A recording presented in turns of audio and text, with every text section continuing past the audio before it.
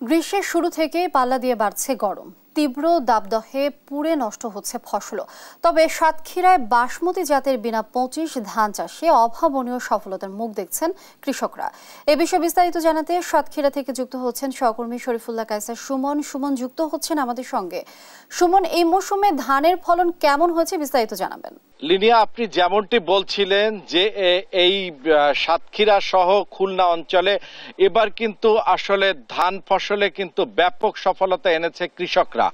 আপনাকে বলে রাখা দরকার, এই মুহূর্তে যখন সব ধান বা ধানে যখন ব্লাস্টে আক্রান্ত হচ্ছে, ঠিক সেই মুহূর্তে কিন্তু বিনার বিভিন্ন জাতের ধানে কিন্তু সফলতা এসেছে মারাত্মকভাবে, এবং বিশেষ করে সরু চালে তো সফলতাটা আকাশচুম্বী। এছাড়া কিন্তু জলবায়ু পরিবর্তনজনিত কারণে যে সেই অভিঘাত মোকাবেলা করে যে ফসল নিয়ে আসা দরকার তা নিয়ে কিন্তু বিনার কৃষি বিজ্ঞানীরা এই কৃষকদের নিয়েই কিন্তু কাজ করে যাচ্ছে, এবং তারা কিন্তু জলবায়ু অভিযোজন বা জলবায়ু সহিষ্ণু যে ফসল, সেই ফসলের জন্য কাজ করে যাচ্ছে। আমরা এখানে যুক্ত করছি BCCTF অর্থাৎ জলবায়ু অভিযোজন প্রকল্প, বাংলাদেশের আলোচিত এই প্রকল্পের যিনি প্রকল্প পরিচালক ডক্টর সাকিনা খানম, তিনি কিন্তু শতাধিক কৃষকদের নিয়ে এখানে কাজ করে যাচ্ছেন 2 দিন ব্যাপী।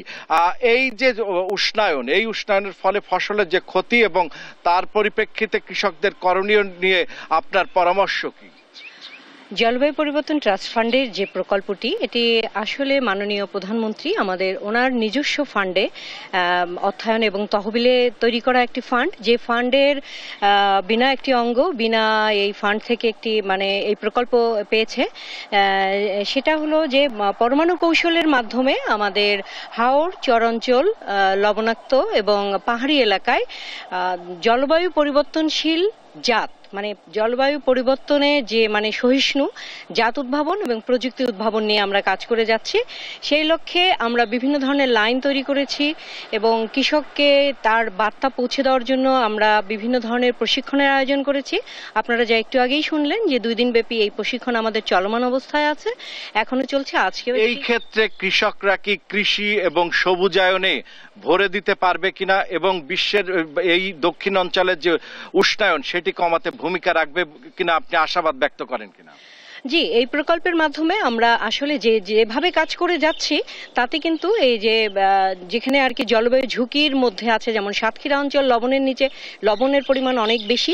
এই প্রকল্পের ফান্ড থেকে আমরা যেভাবে যে গবেষণা করে যাচ্ছি, অবশ্যই এই প্রশমন হবে, আমাদের লবণাক্ততা প্রশমন হবে এবং কৃষকের মুখে আমরা অবশ্যই হাসি দেখতে পাবো। আমরা একটু কৃষকের সাথে কথা বলতে চাই। আপনি সকাল থেকে ভোরবেলা থেকে কাজ করছেন, আপনারা কেমন হয়েছে এই অঞ্চলের এখানকার ফসলগুলো?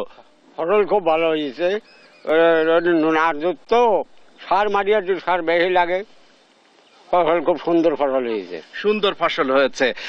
লিনিয়া, আপনি যেমনটি শুনছিলেন, এখানকার কৃষকরা কিন্তু ভীষণভাবে খুশি যে এই যে জলবায়ু পরিবর্তন জনিত যে কারণে যে উষ্ণায়ন এবং যে খরা, যে মরুকরণ সৃষ্টি হয়েছে, এর বিপরীতে এই যে ফসল, এই যে কৃষকের সাফল্য, এটি কিন্তু এই অঞ্চলের মানুষ মনে করে এই কৃষি এবং এই সবুজায়ন বিশ্বব্যাপী, বিশেষ করে এই বাংলাদেশের দক্ষিণ পশ্চিমাঞ্চলের যে উষ্ণায়ন, এই উষ্ণায়ন কমাতে যথেষ্ট পরিমাণ সহায়ক হবে এবং ঘরে ঘরে ফসলের যে ঘাটতি, সেই ঘাটতি পূরণ করে দেশকে ফসল সমৃদ্ধ করবে বলে এখানকার মানুষ, এখানকার কৃষক, এখানকার কৃষি বিজ্ঞানী সবাই মনে করে।